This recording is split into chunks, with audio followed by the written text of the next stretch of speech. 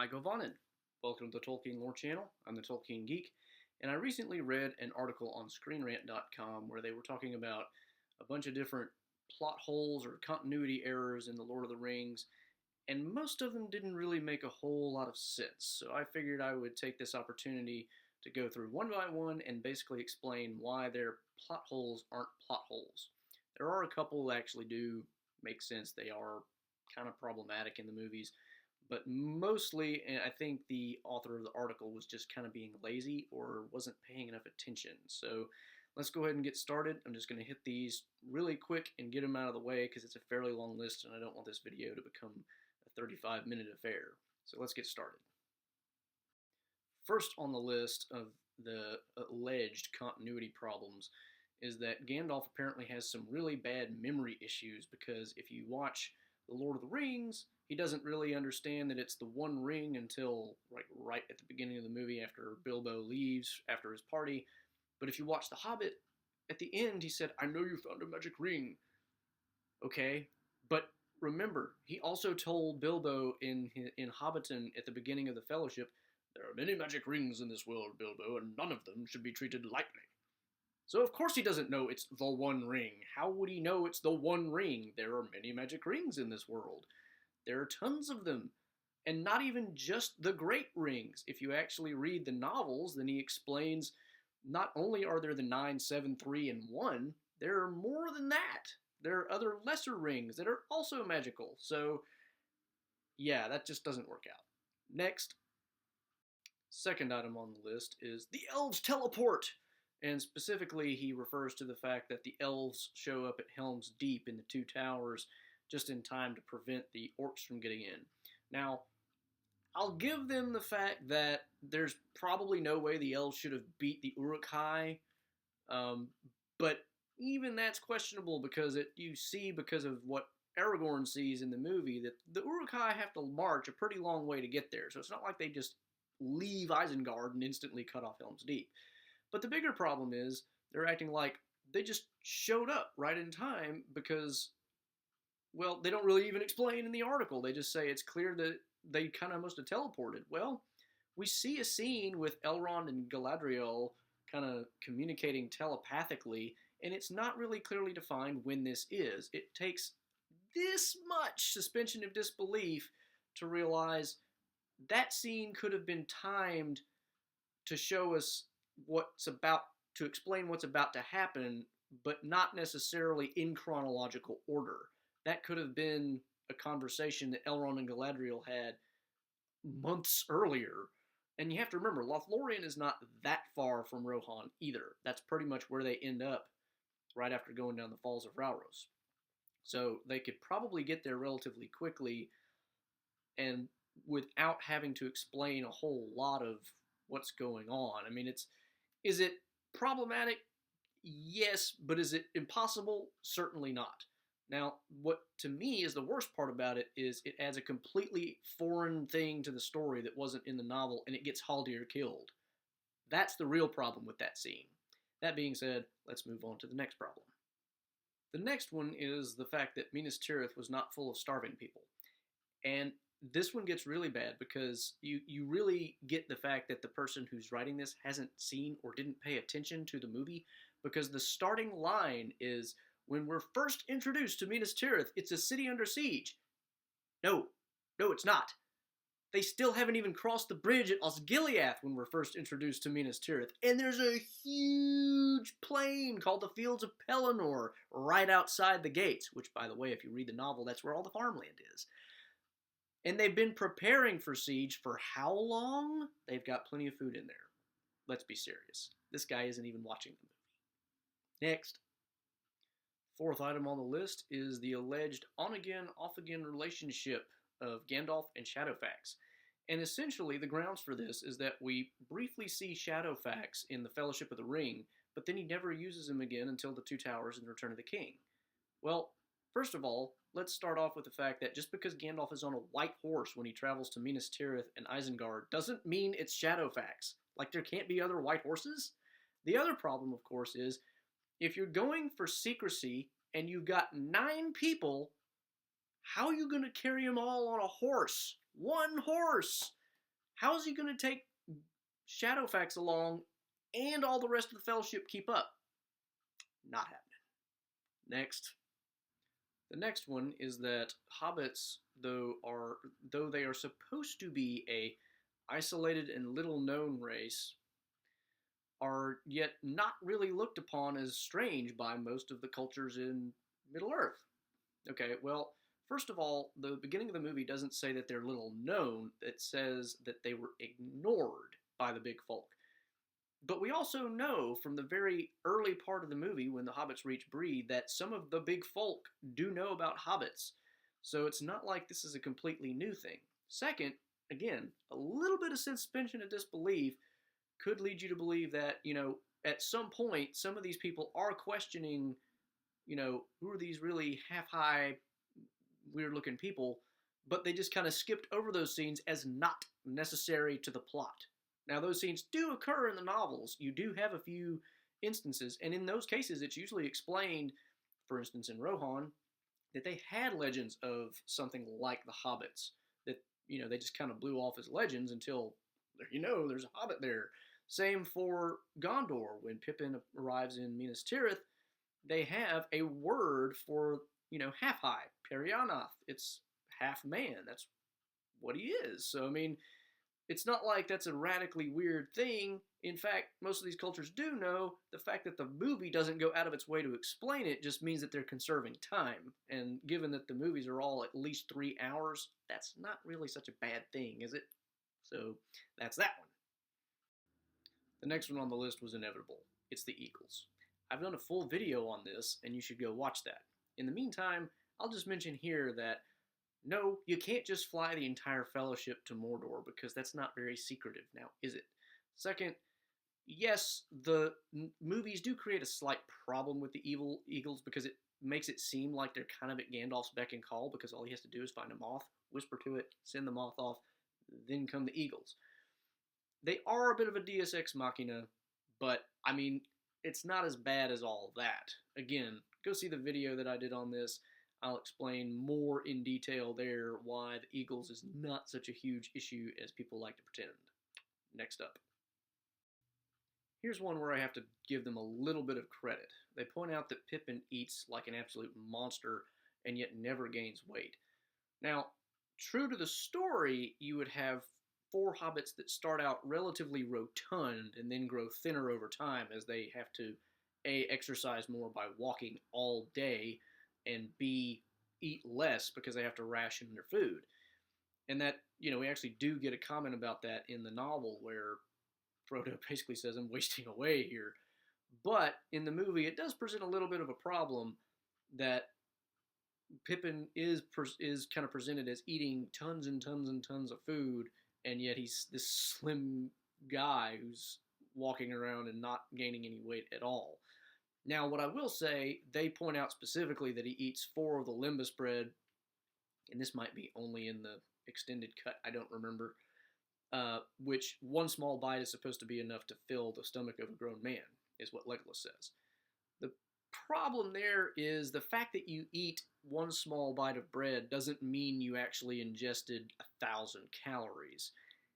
The limbus bread is semi-magical. It's not filling you up because of calories. It's filling you up because of other properties about it that have a little more to do with elves and magic than to do with fat, protein, and carbs. So I'll give them half credit. 2 partial credits in a row. This time they're complaining that why does Frodo get to see Sauron pretty much every time he puts on the ring, and yet there's no hint that Bilbo ever did, that Gollum ever did, any of this stuff. That does raise an interesting question, because in the book you never even really get the idea that Frodo sees or senses Sauron in any way, shape, or form, except the one time he's on top of the hill at Amon Hen, just before Boromir gets killed, and he's on the seat of seeing. So there's some magical properties associated with that, and he almost gets spotted by Sauron himself at the time. Now, in the context of just the movie, you could argue that, well, he's seeing Sauron, Sauron isn't seeing him, and the reason he's seeing Sauron is because Sauron has returned to power and is more actively searching for the ring. And the fact that Bilbo never said anything about Sauron doesn't mean that there wasn't something going on there, but it still is a little unsatisfying, so again, partial credit. Now let's move to the next one. The next one is kind of a old version of, it's an old argument kind of rehashed for this particular story. It's, if Gandalf's a wizard, why doesn't he use magic? Why is he always just using his staff and his sword, like physical weapons? Well, I mean, again, suspension of disbelief. There's limits to what they can do, right? There have to be. So the question is, what can Gandalf actually do? When can he do it? Under what circumstances? Etc. So, I mean, in the novels, you get a little more explanation of this because it basically points out he's trying to hide the fact that he has this power so he doesn't become known to, the servants of Sauron, who can then report him and be like, hey, let's all go take out that guy. He's kind of important. There's also other elements that are explained in the novels that aren't really touched on in the books, such as the fact that he's basically forbidden to use power overtly to achieve his ends. He's supposed to achieve them by convincing other people to stand up to Sauron, etc. So there are limitations on his power that are kind of explicit in the books that aren't really mentioned in the movies. That being the case, again, we're talking about a world where magic exists in the first place. So you have to know, what are the rules for that? What kind of things can you do with magic? What are the limitations? Since none of that is explained, do we really have to bring this up as a specific issue? Because really, all you have to do is say, well, for whatever reason, the rules that apply to magic apply such that Gandalf in these circumstances is better off or has to use merely a sword and a staff. That's really all there is to say about it. Next. Here comes another legitimate point. Bilbo's rapid aging at the end of The Return of the King. Now, in the novel, the way this kind of works out is after Bilbo's party, 17 years pass before Frodo finally sets out on the quest, and then of course there's another year plus before the end of the quest. Then they return. There's some more time that passes before Bilbo and Frodo finally set sail. So there's a lot of time that actually does pass that allows Bilbo to age and kind of catch up with where he should have been after, having the ring all that time. Now, in the movie, that doesn't really work because you get the idea that after Bilbo's party, it's less than a year before Frodo then goes on the quest. He then meets Bilbo, who looks older but not ancient, in Rivendell, and then by the time they get back from the quest and then set off for the Undying Lands at the very end, Bilbo looks like he literally could kill over and die any minute. So, yeah, the movies do kind of a poor job with that. It's not really well done in terms of explaining how that works. I mean, you do get the idea that people age faster after the ring, but as the article points out, Smeagol, Gollum, doesn't age nearly as rapidly despite having been deprived of the ring for over 60 years.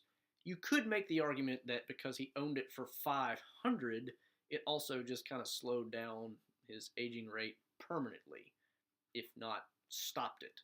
But that's a mushy argument. So again, partial credit on this one. This next item isn't even really a plot hole. Basically, it's a complaint that we don't know more about what happened to the 7 dwarvish rings. And in the article it says that we're given an explanation as to what happened to the elven rings. Well, no, not really. We know that Galadriel has one, and if you pay attention, you can tell that Gandalf is wearing one and Elrond is wearing one at the very end of the movie. But I mean, you have to pay attention. You never really know that much about the elven rings beyond who owns them. That's kind of it. And the 9, of course, we know about the ring wraiths. But as far as the 7 dwarf lords who had the 7 rings of power, it's not a plot hole that we don't know about them. It's not relevant to the plot. If you wanted to know more about those rings of power, you can go read the novel, or, as the article itself even suggests, do a Google search. You can find this information out, but it doesn't affect the validity of any of the plot in the movies at all. And since we're focused on the one ring and the 9, because they happen to be in the possession of Sauron controlling the 9 ring wraiths, who actually play a role in the story, unlike the Dwarven Lords, and the other rings, that seems kind of relevant, unlike the Dwarven rings. So anyway, again, I don't even understand this one. It's not a plot hole. Here's one that I need to do a full video on, and other people have done videos on this topic, but the complaint is that we have no reason, no explanation for why Éowyn can kill the Witch King just because she's a woman. And, I can kind of see why somebody who's just watching the movie casually and not really thinking about it might go, now why does that make sense? But, and even if you read the novel, it's not really clear unless you read the appendices. This all goes back to an ancient prophecy by, I think it might have been Glorfindel, but I'm not sure. It was definitely an elf, who basically told one of the kings of Gondor or Arnor, he will never be killed by the hand of man. And so, being aware of this prophecy, apparently, the Witch King says to Éowyn, no living man can hinder me, or in the movie, it's no man can kill me.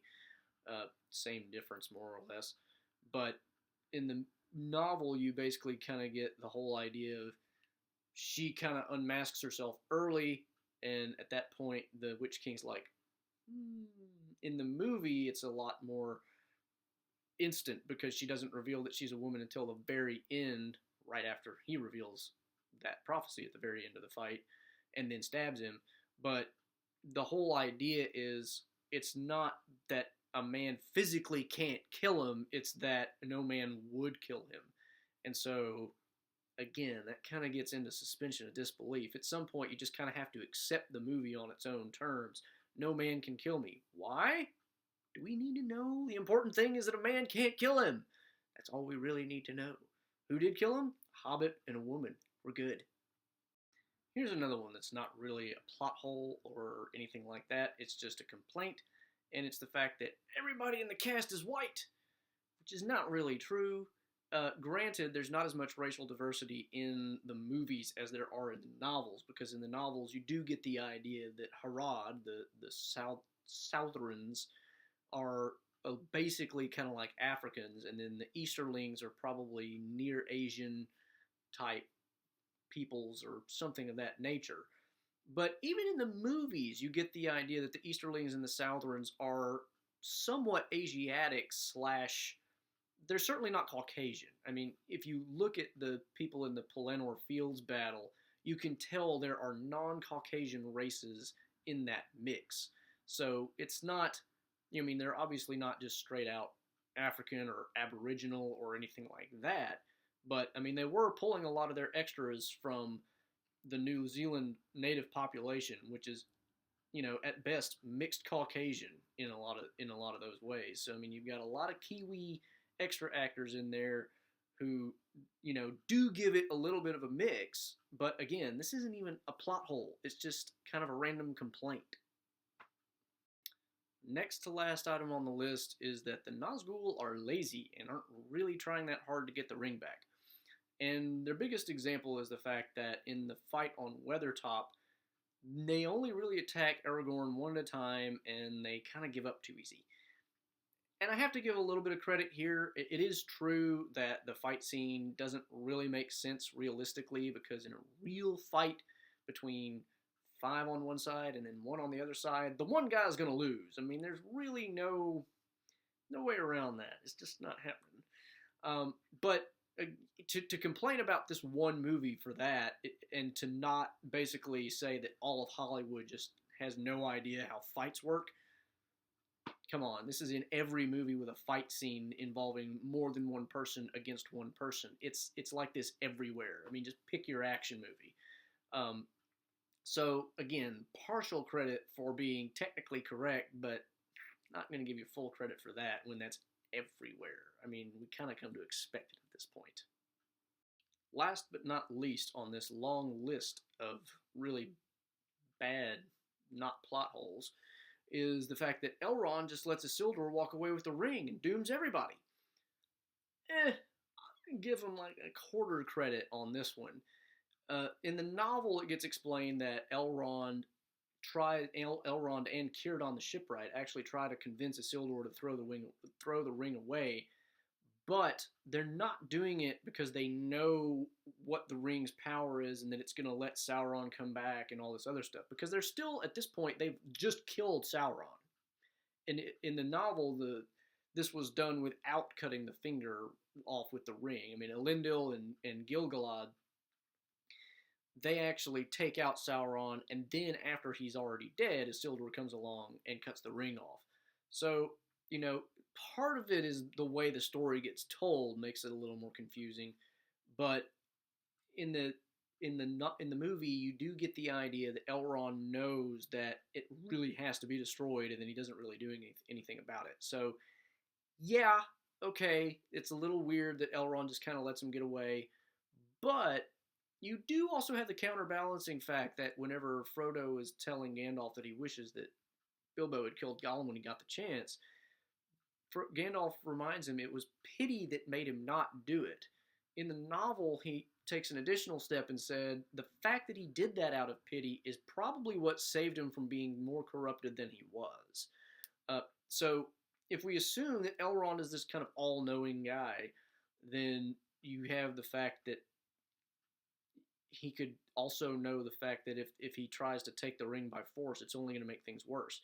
And quite frankly, even if he's not all-knowing, he could probably still figure that out. They're over a giant chasm filled with lava. If he tries to take out Isildur, he might be the one that dies, and then there's no Elrond left to help lead be part of the White Council and do all sorts of other good things that Elrond ends up doing throughout the course of the Third Age, basically.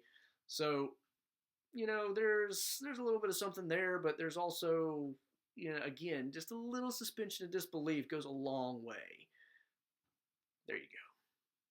So, that was a long list, and I'd say more than half of it was basically junk. So, those are my reasons for why those don't really make any sense, or to the extent that they do, why they do.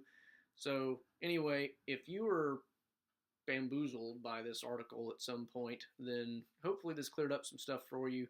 If you want to see more stuff about Lord of the Rings or any of Tolkien's other works, then please subscribe to the channel. If you like this video, please share it and give it a thumbs up.